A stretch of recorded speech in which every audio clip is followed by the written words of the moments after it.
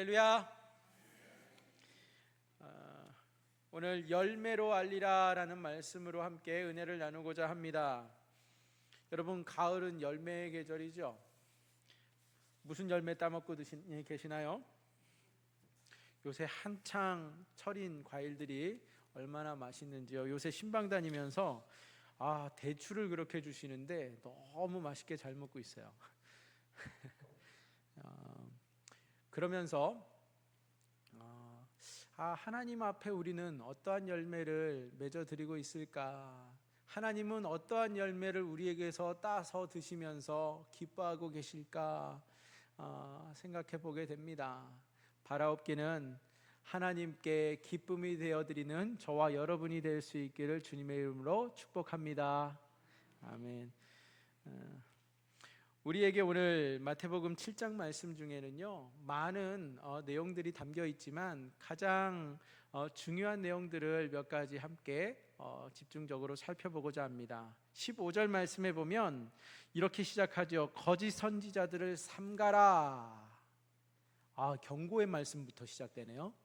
거짓 선지자들을 삼가라 했는데 여기서 삼가라 이 말씀은 무슨 의미냐 하면 NIV 성경이나 또는 MSG 메시지 성경 같은 경우에는요, 이것을 조심하라 이렇게 번역해 놓고 있습니다. 조심하라, 거짓 선지자들을 조심하라. 주의를 기울이고 점검을 거쳐서 불필요한 것들은 걸러내고 또 그것을 분별함으로 내가 주의하고 조심해야 할 대상이 누구인지 말씀해 주고 있는데, 오늘 말씀해 보니까 누구입니까? 거짓 선지자예요. 조심하십시오. 자나깨나 거짓 선지자 조심. 요즘 말씀의 홍수 시대를 살아가고 있는데 말씀이라고 다 무분별하게 들었다가는 큰일 납니다. 거짓 선지자들을 특히 경계하셔야 합니다. 그러면 거짓 선지자들을 경계하라 하시는데, 거짓 선지자들이 어떠한 모습을 하고 있는지를 우리가 알아야 경계할 수 있지 않겠습니까? 오늘 말씀에 보니까요, 그들이 어떠한 모습을 하고 있냐면 양의 옷을 입고 있어요. 양떼 가운데 양의 옷을 입고 찾아온 실체는 사나운 일이다. 겉모습을 보면 일인지 양인지 구분이 안 가는, 그런데 실체는 양을 해치러 들어온 일이다라는 거예요. 그래서 주의해야 됩니다. 그래서 경계해야 돼요. 조심하라 말씀합니다. 양 모습은 하고 있을지라도 그 탈을 벗으면 노략질하는 일이입니다. 사나운 일이라고 말하고 있어요. 왜 그렇습니까? 양들을 잡아먹기 위해서 들어왔기 때문이죠. 양들을 살리는 것이 아니라, 양들을 위하는 것이 아니라 양들을 해치고 노략질하기 위해 들어온 사나운 일이라는 겁니다.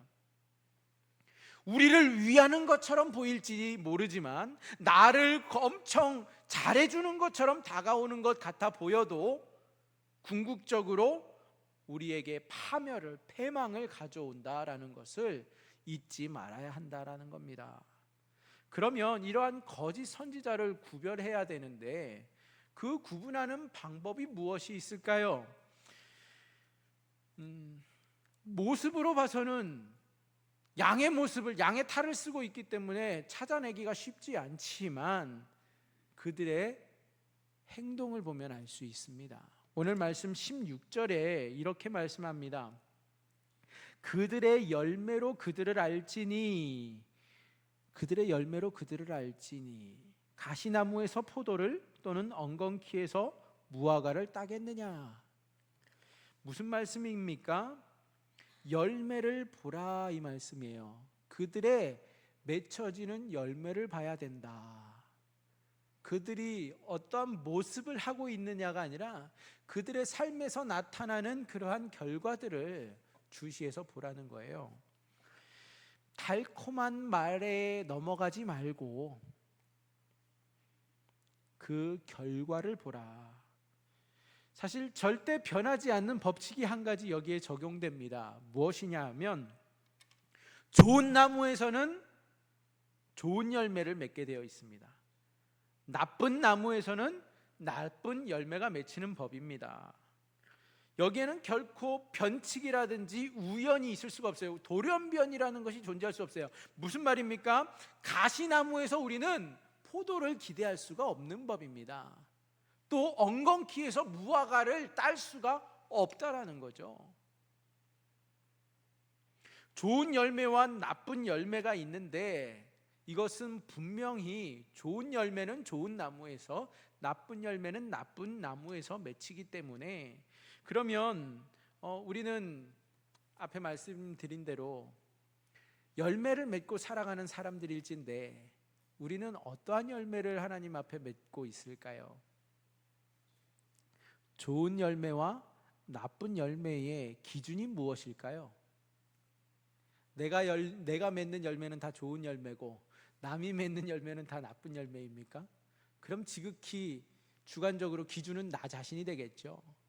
그런데 객관적으로 그 기준이 무엇일까? 여기서 찾아보지 않을 수가 없죠. 포도와 무화과를 가시와 엉겅퀴에 비하고 있다는 점에서 우리가 힌트를 얻을 수 있습니다. 포도는요, 어떠한 열매냐면 그 포도 자체만으로도 기쁨을 의미하는 열매입니다. 중동에서 포도는요, 포도주를 담그는데 주로 사용했잖아요. 그리고 이 포도주는 잔치 자리에 절대 빠질 수 없는 음료였습니다. 그래서 예수님께서도 공생애를 시작하면서 가장 먼저 행하셨던 표적이 가나 혼인잔치에서 포도주가 떨어졌을 때 물을 포도주로 바꿔주시는 기적을 행하지 않으셨습니까? 예수님이 그 표적을 이루신 목적은 내가 너희의 삶에, 그 밋밋한 물과 같은 삶에 참 기쁨이 된다라는 것을 가르쳐 주시기 위하여서 물을 포도주로 바꾸는 표적을 행하신 겁니다. 그렇다면 포도는 그 자체만으로도 기쁨을 의미하고 많은 사람들에게 감사의 이유가 됩니다. 무화과는 또 어떻습니까? 무화과는요, 기나긴 우기를 지나면서, 겨울이라고 부를 수 있는 이 우기를 지나면서 달콤한 열매에 목말라 있던 이스라엘 사람들이 가장 먼저 따먹을 수 있는 과일이 무화과였습니다. 봄을 알리고 이제 건기가 시작되었다라는 것을 알리는 가장 먼저 조그마하지만 무화과가 열렸던 그 열매를 그들이 따먹음으로써 달콤함에 굶주렸던 이들이 기쁨을 얻는 그러한 열매였다라는 거죠. 상상만 해도, 무화과 따먹을 생각만 해도, 포도주가 주렁주렁 열릴 것을 생각만 해도 기다림 그 자체에 기쁨이 되어주는 그러한 열매, 이런 것은 결코 가시나무라든지 엉겅퀴에서 맺히기를 바랄 수 없는 것들입니다. 왜 그래요? 근본이 다르기 때문에 그렇죠. 아무리 겉으로는 양의 모습을 하고 있다 할지라도 속은 사나운 이리이기 때문에 그 양의 탈을 쓴 이리는 결코 양을 위한 행동을 하지 않는다는 겁니다. 어떻게 해서든 저 양을 내가 유인하고 꿰어서 넘어가게 해서 내가 잡아먹겠다라는 생각을 하고 덤벼들기 때문에 결코 양을 위해서 어떠한 행동도 하지 않는다라는 겁니다. 거짓 선지자 역시 하나님의 말씀을 다루는 사람처럼 보이지만 하나님의 말씀을 바르게 전달하지 않는 사람입니다. 제가 이 말씀을 준비하면서 왜 이렇게 속이 불편하고 뜨거워지는지, 참 이 경고의 말씀이 얼굴이 막 화인 맞은 것처럼 뜨겁게 후끈후끈하는 것을 몇 번 경험했어요. 왜 그럴까요? 엄청 부담스러운 말씀이고 저에게 경고를 주는 말씀이에요. 거짓 선지자들은요, 자신들의 배를 채우고 명예를 누리는데 혈안이 되어 있는 자들입니다. 그렇기 때문에 하나님의 뜻은 그들의 안중에도 없습니다. 그럴싸하게 포장되어 있는 모습과 말을 우리의 앞에서 늘어놓을지 모르지만 그 궁극적인 목적과 모습을 들여다볼 수 있는 열매로 우리가 그들을 구별해야 한다라는 거예요. 이 말씀이 왜 그렇게 저를 불편하게 했냐면요, 메시지 성경에서 이렇게 번역해 놓고 있기 때문에 그래요. 그냥 오늘 이 말씀으로는 그런가 보다 하고 넘어갈 수 있는데, 메시지 성경에 딱 비교해서 번역을 보니까요, 그냥 가슴에 화살이 팍팍팍 꽂히는 거 있죠. 메시지 성경 말씀을 함께 읽어보실까요? 메시지 성경의 15절에서 20절은 이렇게 번역해 놓고 있습니다. 억지로 진실한 표정을 지으며 해프게 웃어대는 거짓 설교자들을 조심하여라. 그들은 이래저래 너희를 벗겨 먹으려는 수가 많다. 카리스마에 감동할 것이 아니라 성품을 보아라. 중요한 것은 설교자들의 말이 아니라 그들의 됨됨이다. 참된 지도자는 절대로 너희 감정이나 지갑을 착취하지 않는다. 썩은 사과가 열린 병든 나무는 찍혀서 불살라질 것이다. 아멘. 이 말씀을 제가 읽으면서 마음이 편할 수가 있겠습니까? 이거 참 난감하다. 이 말씀을 어떻게 앞에서 자신 있게 선포할 수 있을까? 누가 그럴 수 있을까? 참 마음이 많이 불편했어요. 그런데도 나눠야 하는 말씀입니다. 왜 그렇습니까? 분별해야 하기 때문입니다. 여러분, 앞에서 강단에서 외치는 저의 모습에 속지 마시고요, 평상시를 잘 주시하시기 바랍니다. 저 사람이 도대체 앞에서 이야기하는 대로 살고 있는가, 자기는 똑바로 하고 있는가 잘 살펴보시고, 저만 눈 부릅뜨고서 보지 마시고 자기 자신도 잘 살펴보시기 바랍니다.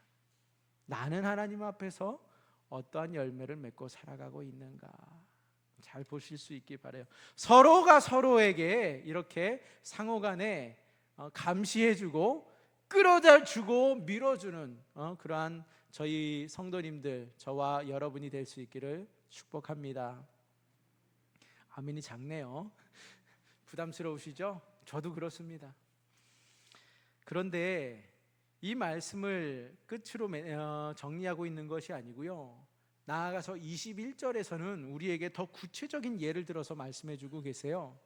21절에 보니까 나더러 주여 주여 하는 자마다 다 천국에 들어갈 것이 아니요 다만 하늘에 계신 내 아버지의 뜻대로 행하는 자라야 들어가리라. 이 말씀이 오늘 각 개인에게 주시는 말씀이 아닐까 싶습니다. 주여 주여 외친다고 해서 천국에 들어가는 것이 아니다. 하늘에 계신 아버지의 뜻대로 행해야 들어간다. 이 말씀이 어떠한 메아리로 여러분에게 들려지십니까? 이 말씀 역시 제가 메시지 성경을 안 읽어볼 수가 없었습니다. 메시지 성경에는 뭐라고 기록하는지 한번 함께 읽어보실까요? 메시지 성경 21절 말씀입니다. 21절 아모를 시작. 아모를 정확히 안다고 해서 예컨대 주님 주님 한다고 해서 너희가 나 있는 곳 어디든지 올 수 있는 것은 아니다. 정말 필요한 것은 진지한 순종이다. 내 아버지의 뜻대로 행하는 것이다. 여기까지요.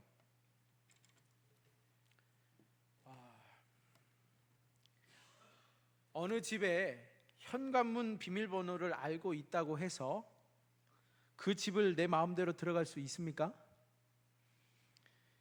그럴 수 없죠. 그것은 분명히 불법 침입이고 도둑 행위인 것이기 때문에 그렇습니다. 본의 아니게 요 마당 건너편에 있는 집이 저의 집입니다. 그런데 저 집은 우리 가족만 들락날락하는 집이 아니고요, 우리 교회 많은 사람들이 마음껏 들락날락할 수 있는 집이 되어버렸어요. 그 이유는 우리 아이들이 친구들한테 비밀번호가 공유가 되는 바람에 제 집 드나들듯이 그냥 마음껏 우리 주일학교 아이들이 왔다 갔다 하더라고요. 그래서 언젠가 한번 아이들을 불러놓고 주의를 준 적이 있습니다. 비밀번호는 공유하지 말아라. 아무나 함부로 들어오게 하지 말아라.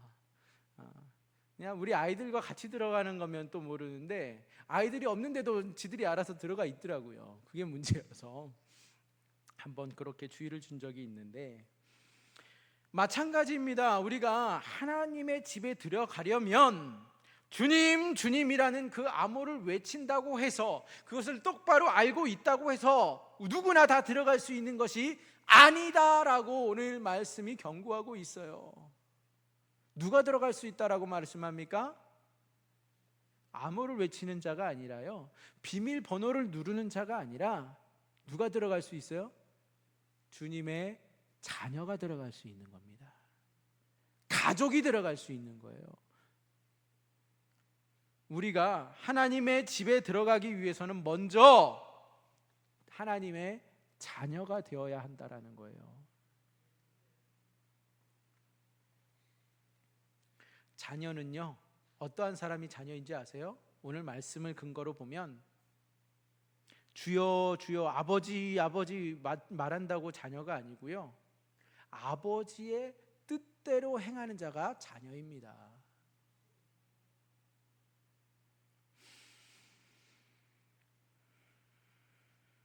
자녀는 아버지의 뜻을 따르기 때문에 그렇습니다. 이어서 오늘 본문에 보면 지혜로운 자와 어리석은 자에 대해서 비유를 말씀하고 있는데, 이것도 다 같은 맥락 속에서 예수님이 설명하고 계시는 부분이에요. 그럼 이 지혜로운 자와 어리석은 자의 결정적인 차이가 무엇이냐? 먼저 공통적인 것이 있어요. 두 가지예요. 지혜로운 자나 어리석은 자나 다 똑같이 하는 것이 있습니다. 그것이 뭐냐 하면, 오늘 보니까 말씀을 듣고 있어요. 24절 말씀에 보면 그러므로 누구든지 나의 이 말을 듣고, 지혜로운 자에 대해서 이야기할 때 이 말을 듣고 하나님의 말씀, 아버지의 말씀을 듣는다라는 것을 볼 수 있죠. 그러면 어리석은 자는 어떻습니까? 어리석은 자에 대해서도 말할 때 보면 26절입니다. 나의 이 말을 듣고 행하지 아니하는 자는, 어리석은 자에 대해서 이야기할 때에는요, 이 말을 듣고는 똑같아요. 변함이 없어요. 지혜로운 자나 어리석은 자나 다 하나님의 말씀을 듣기까지는 합니다. 그런데 결정적인 차이가 어디에서 나타나요? 듣는데 그치느냐, 행함까지 나가느냐의 차이예요. 듣고 행하는 자는 지혜롭고 듣고 행하지 아니하는 자는 어리석은 사람이다. 그럼 무엇을 행한다라는 걸 말할까요? 지금 우리는 주님을 위해서 많은 것을 행하고 있다고 생각할 수 있어요.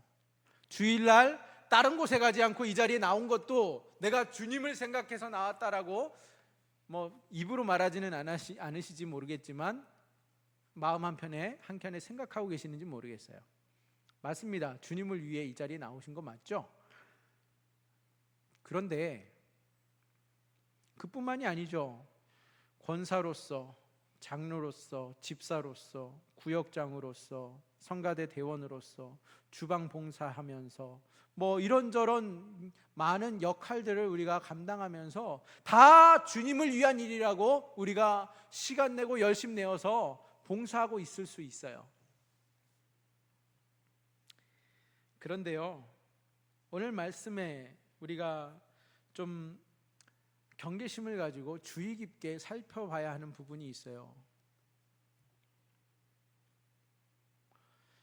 22절, 23절 말씀을 함께 읽어보실까요? 22절, 23절입니다. 시작. 그날에 많은 사람이 이르되 주여 주여 우리가 주의 이름으로 선지자 노릇하며 주의 이름으로 귀신을 쫓아내며 주의 이름으로 많은 권능을 행하지 아니하였나이까 하리니 그때에 내가 그들에게 밝히 말하되 내가 너희를 도무지 알지 못하니 불법을 행하는 자들아 내게서 떠나가라 하리라. 아멘. 무슨 말씀일까요? 보니까요, 지금 이 불법을 행하는 자들아, 어리석은 자들아 같은 말인데요, 그들에게 책망하시는 말씀이 뭡니까? 이들은 분명 주님 앞에서 변호하고 있어요. 주님, 우리가 주님을 위하여서 무엇을 행하였다 말합니까? 주의 이름으로 선지자 노릇하였다. 귀신까지 주님의 이름으로 쫓아내지 않았습니까? 주의 이름으로 많은 권능을 행하지 아니하였습니까? 이것들이 다 주의 하나님의 일 맞지 않나요? 그런데 왜 하나님께서는 불법을 행하는 자들아 다 내게서 떠나가라 말씀하시는 겁니까? 왜 주님이 인정해 주시지 않으실까요? 이것을 통해서 우리가 생각해 봐야 할 것은요, 이 하나님의 일이라고 생각했던 것, 하나님을 위한다고 생각했던 일들이 사실은 교회 일일 수는 있어요. 그러나 하나님의 일이 아닐 수 있다는 겁니다. 열심히 교회에서 순종하고 봉사하면서 교회에서 인정받으실 수는 있어요. 아니, 목사인 저에게도 인정받으실 수 있어요. 그러나 정작 하나님께서 인정해 주시지 아니하신다면 그게 다 무슨 소용이겠습니까? 왜 하나님께서는 불법이라고 말씀하시는 걸까요? 무엇이 잘못됐길래 불법이라 말씀하시는 겁니까? 아버지의 뜻을 행하는 자는요,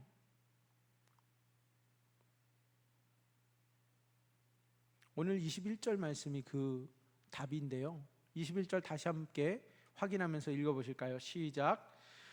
나더러 주여 주여 하는 자마다 다 천국에 들어갈 것이 아니요 다만 하늘에 계신 내 아버지의 뜻대로 행하는 자라야 들어가리라. 아멘.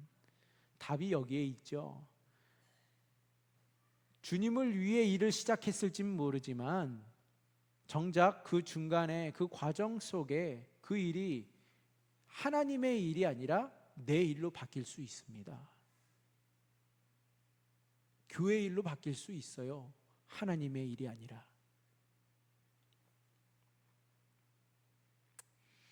하나님의 뜻을 행하여야 한다고 하지만 내 생각, 내 고집, 내 방식만을 고집하며 내 뜻을 내세우고 있다면 그 일이 무슨 일이라 할지라도 하나님과 무관한 일이 될 수 있습니다. 선지자 노릇한다는 게 뭐예요? 말씀 선포하는 거 아닙니까? 귀신 쫓는 일, 또 많은 권능을 행하는 일, 많은 이들에게 덕을 끼치는 일을 할 수 있습니다. 그러나 하나님께서는 그것을 불법이라 말하실 수 있다라는 거예요. 언제요? 내가 하나님의 뜻을 저버리고 하나님의 뜻을 고수하지 아니하고 내 뜻을 고집할 때, 내 방식, 내 생각을 고집할 때.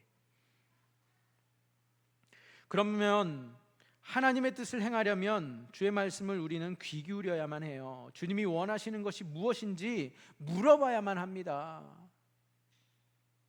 주님을 무시하고 마음대로 주님 위한다고 내 멋대로 하는 것은 결코 하나님의 뜻과 일치한다고 말할 수 없을 거예요. 21절에서 23절을 메시지 성경은 이렇게 번역해 놓았습니다.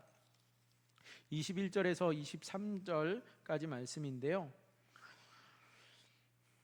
암호를 정확히 안다고 해서 예컨대 주님 주님 한다고 해서 너희가 나 있는 곳 어디든지 올 수 있는 것은 아니다. 정말 필요한 것은 진지한 순종이다. 내 아버지의 뜻대로 행하는 것이다. 벌써부터 내 눈에 훤히 보인다. 최후 심판 날에 많은 사람들이 거들먹거리며 내게 와서 이렇게 말할 것이다. 주님, 우리는 메시지를 전했고 귀신을 혼내줬으며 하나님이 후원해 주신 우리 사업은 모든 사람들의 입에 오르내렸습니다. 그때 내가 뭐라고 말할지 아느냐? 이미 때는 늦었다. 너희가 한 일이라고는 나를 이용해 유력한 유력자가 된 것뿐이다. 너희에게는 나를 감동시키는 구석이 하나도 없다. 여기서 나가거라. 24절 25절도 이렇게 말씀합니다. 내가 너희에게 하는 이 말은 너희 삶에 덧붙이는 장식이나 너희 생활 수준을 높여주는 리모델링 같은 것이 아니다. 충격적이지 않으세요? 하나님의 말씀은 장식이 아니라는 거예요. 내 말은 주춧돌과 같아서 너희는 내 말 위에 인생을 지어야 한다. 너희가 내 말을 너희 삶으로 실천하면 너희는 든든한 바위 위에 집을 지은 현명한 목수와 같다. 비가 퍼붓고 강물이 넘치고 돌풍이 쳐도 그 집은 끄떡없다. 바위 위에 꼿꼿이 서 있다. 지혜로운 자에 대해서 말씀하고 있죠. 그러나 26절 27절 너희가 내 말을 성경 공부 때만 사용하고 삶으로 실천하지 않으면 너희는 모래사장에 집을 지은 미련한 목수와 같다. 폭풍이 몰아치고 파도가 거세지자 그 집은 맥없이 무너지고 말았다. 하나님의 말씀이 우리의 삶에 있어서 어떠한 비중을 차지하고 있습니까? 그냥 성경 공부 때만 잠시 꺼내보는 교과서에 불과합니까? 내 삶에 그냥 조금 더 아름답게 바꿔주는 장식에 불과하다고 여기고 계시지는 않으십니까? 말씀을 맺겠습니다.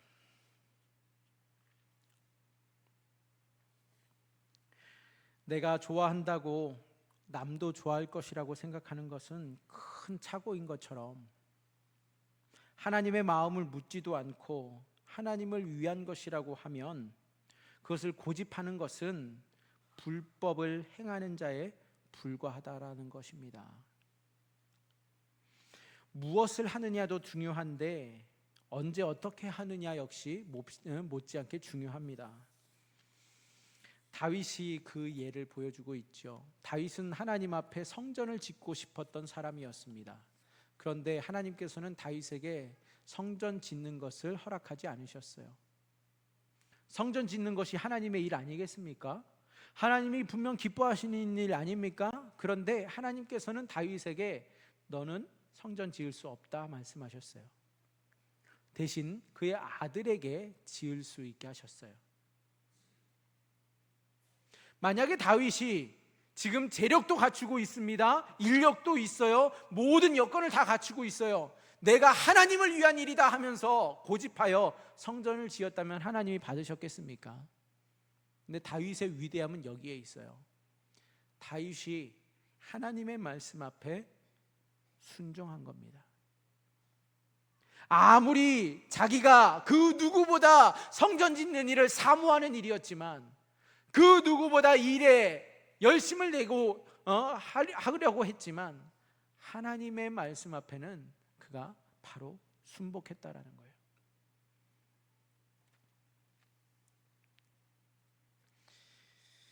자신이 원하는 대로가 아니라 하나님께서 원하시는 대로 자신을 맞추어 갔습니다. 내 뜻에 하나님을 맞추는 것이 아니라 하나님의 뜻 앞에 내 뜻을 맞춰가는 순종과 또 지혜와 결단을 다윗이 보여준 것입니다. 또 하나의 공통점이 뭐였냐 하면 믿는 자나 믿지 않는 자나 지혜로운 자나 어리석은 자나 다 하나같이 피할 수 없는 것은 홍수와 창수와 바람이 삶에 찾아온다라는 겁니다. 멀쩡하게 보이는 집이 평상시에는 제대로 지어진 집인지 아닌지 알 수가 없어요. 언제 드러납니까? 창수가 들이닥치고 바람이 불 때에 그 기초가 어디 있느냐가 드러나는 법입니다. 예수님 믿는다고 더 이상 시련이 없습니까? 그것은 신앙생활 초창기에나 갖고 있는 환상에 불과하죠. 예수님 믿을 때 고난과 시련이 없는 것이 아니라 고난과 시련 속에서 버틸 수 있는 힘이 생기는 겁니다. 신앙 때문에 여러분들은 어떠한 값을 치르고 계십니까? 세상 살아가는데 신앙 때문에 부딪히는 일이 없으시다면 적신호입니다. 믿음 때문에 겪어야 할 아무 위험도 핍박도 고난도 없고 시험도 없다면 아마 내가 지금 바르게 신앙생활하고 있기보다는 나도 모르게 세상과 너무 친해져서 모든 영역에 타협을 너무 잘하고 있어서 그러한 시험을 못 느끼고 지나가신다라는 거예요. 신앙 때문에 어려운 일을 종종 겪으신다면 여러분 신앙생활 제대로 하고 있다라는 증거입니다.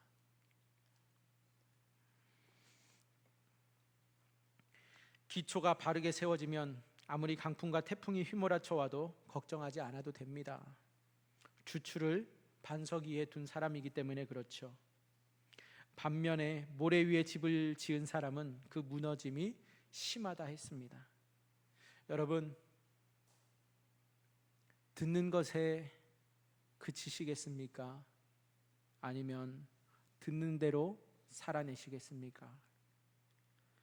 어느 쪽에 서시겠습니까? 우리 함께 오늘 말씀 생각하면서 잠시 1분 정도 기도하시겠습니다. 오늘 말씀을 생각해 볼 때에 나는 하나님 앞에 어떠한 모습일까?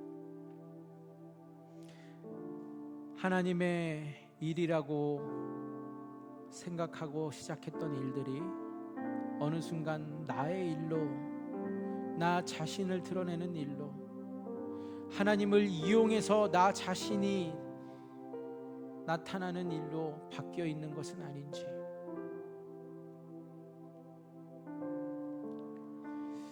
하나님의 말씀을 듣기는 하지만 그냥 듣는 것에 만족하고 그쳤던 나의 모습은 아닙니까? 하나님의 말씀에 나 자신을 온전히 순복하며 드려지고 있습니까? 그렇지 못했던 나의 모습들을 이 시간 하나님 앞에 회개하며 이제 주님의 뜻 가운데 바로 서겠습니다. 주님의 말씀을 행하며 살겠습니다. 결단하며 하나님 앞에 기도로 나아갑시다. 주여 하나님 아버지, 이 시간 주님의 말씀을 다시 한번 되새겨봅니다. 하나님, 나의 모습을 주님 정직하게 다시 한번 살펴봅니다. 하나님의 말씀이 정말 내 삶에 어떠한 임팩트를 주고 있는지 생각해봅니다. 하나님, 말씀을 듣는 것에는 나아갔지만 행하는 자리까지는 나아가지 못했던 나의 모습은 아닌지요. 하나님을 잘 안다고 믿었지만 하나님의 암호를 내가 알고 있기 때문에 무한반복하며 외쳤지만 정작 하나님의 뜻을 행하지는 아니하였던 그러한 어리석은 삶을 살지는 않았는지요. 하나님 아버지, 두렵건대 하나님 앞에 맺고 있는 열매들을 다시 한번 아버지 생각해 봅니다.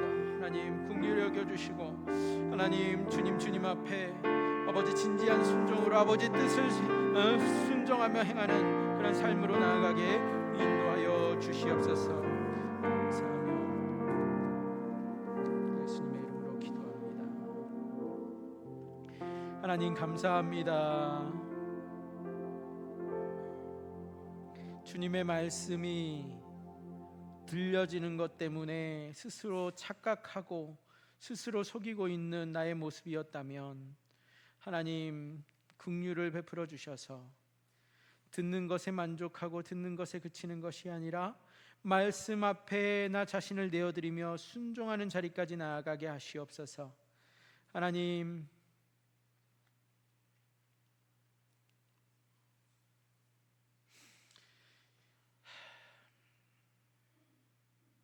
주님을 시도 때도 없이 부르지만 아버지라고 고백하지만 정작 아들로서의 삶을 살지 못하였던 모습을 주님 회개합니다.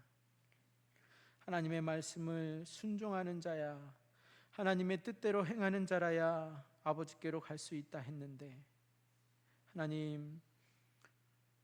하나님의 말씀 앞에 이제 우리 자신을 온전히 내어드리며 아버지를 고백하는 것처럼 우리의 삶에서도 순종의 열매로 아버지께 영광 돌릴 수 있게 하여 주시옵소서. 예수님의 이름으로 기도합니다. 아멘.